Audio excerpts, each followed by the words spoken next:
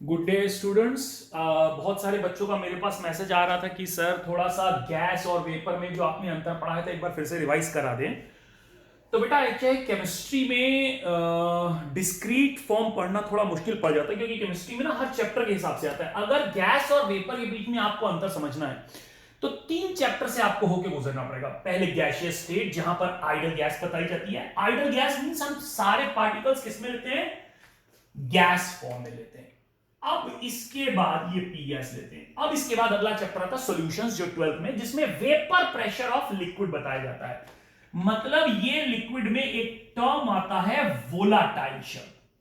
बाकी सब्जेक्ट्स में वोलाटिलिटी इतनी इंपॉर्टेंट शब्द नहीं, वो वेपर बोलेंगे तो क्या होता है कि वो मान के चलते हैं कि वो लिक्विड से वेपर जा रहा है। पर प्रॉब्लम क्या है कि जब सॉल्यूशन चैप्टर में हम आते हैं तो यहां पर लिक्विड और वेपर के बीच में ये जो एक डायनामिक इक्विलिब्रियम बन जाता है, ये इससे अलग होता है। ये क्लास में बताया गया है। और वेपर प्रेशर की सही डेफिनेशन, डिस्क्रिप्शन और अच्छे से जब हम समझेंगे वो समझते हैं थर्मोडायनेमिक्स में, जहां पर हम स्टेट की बात करते हैं। तो आइए जल्दी जल्दी अगर हम एक बात समझें तो प्रेशर ऑफ गैस और वेपर प्रेशर में क्या अंतर आपको दिख रहा है कि सारे मॉलिक्यूल्स इसमें गैस में है और यहां पर ये जो प्रेशर वेपर अपने खुद के सरफेस के ऊपर लगा रहा है, वोलेटाइल लिक्विड, इसको आप वेपर प्रेशर बोलते हैं। इन दोनों में अंतर क्या होता है बेटा?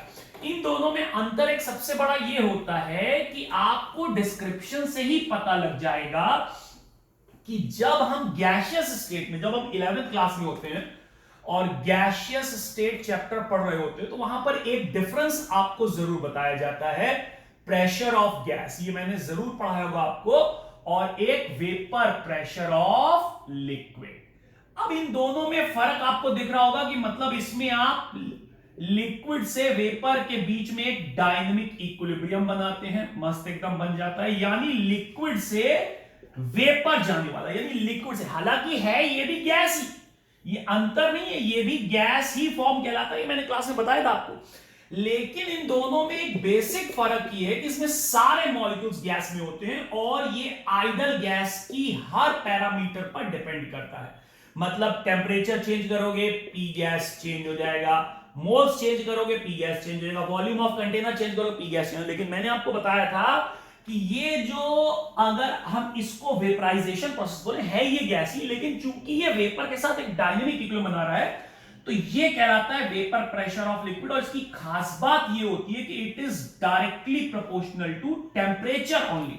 मतलब ये सिर्फ टेम्परेचर पर ही डिपेंड करेगा और किसी पर डिपेंड, यानी वॉल्यूम ऑफ कंटेनर चेंज करोगे चेंज नहीं होगा, बिकॉज ऑफ द रीजन कि जैसे ही लिक्विड और वेपर आपस में डायनेमिक इक्विलिब्रियम बना लेते हैं तो वहां पर कंटेनर का शेप ये कोई मायने नहीं रखता।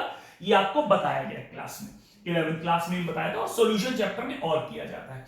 अच्छा, एक बात और भी होती है केमिस्ट्री में, क्या होता है कि अगर हम वेपर प्रेशर की बात कर रहे हैं और प्रेशर की, तो वेपर प्रेशर मतलब वेपर की जब आप बात कर रहे हैं तो वेपर बनाने के 2 तरीके हो सकते हैं। देखिए आप मेरी बात समझिए, आपको ये भी पढ़ा गया, ये हमारे प्रोसेस बेस्ड होता है। लिक्विड से जब आप वेपर बना रहे हैं, एक तो ये है जिसको वेपराइजेशन प्रोसेस बोलते हो, ये नॉर्मली बॉइलिंग पॉइंट पर होता है, और एक आता है सॉलिड से भी डायरेक्ट आप वेपर बना सकते हो। क्या वेपर होता है जो सीधा एकदम, कई चीजें होती है जो सीधा ही सॉलिड से, आपका जो है सॉलिड ड्राई आइस के बारे में मैंने आपको क्लास में बताया था, CO2 के बारे में।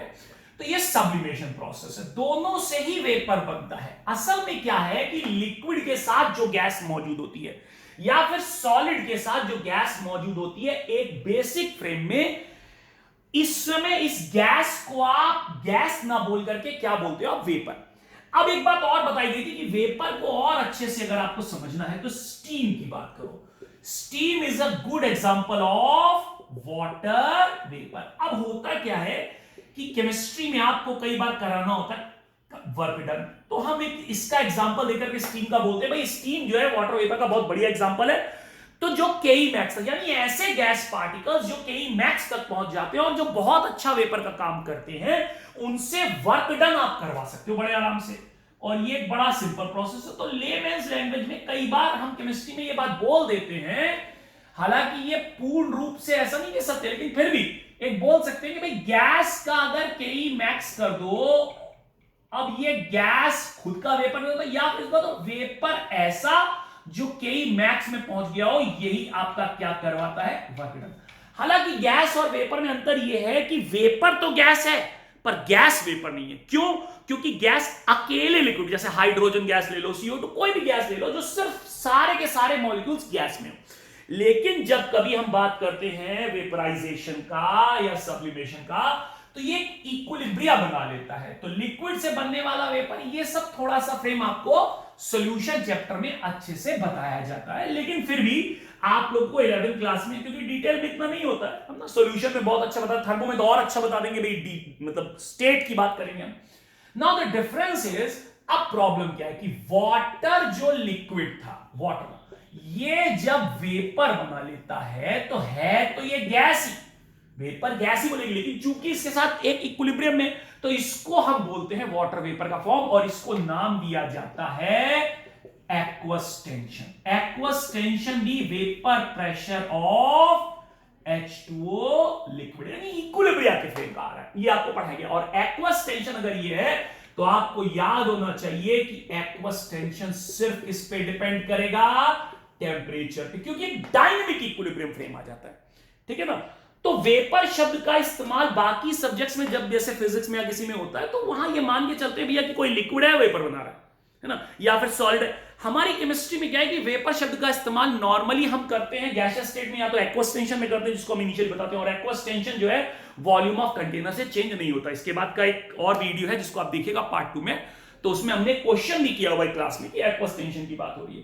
तो ये सारा फ्रेम जो है आपको डिफरेंस बताने के लिए काबिल है कि भाई गैस का प्रेशर और वेपर प्रेशर में अंतर होता है, और वेपर प्रेशर वेपर से आता है। और वेपर जो है अगर किसी और सब्जेक्ट में आप जाते हो तो वो ये मान के चलते हैं कि लिक्विड या होगा, लेकिन केमिस्ट्री में क्या है कि वेपर की जब हम बात करेंगे तो हमारे लिए लिक्विड मानना, यानी वेपराइजेशन प्रोसेस या सब्लिमेशन प्रोसेस डिफाइन करना बहुत जरूरी। उस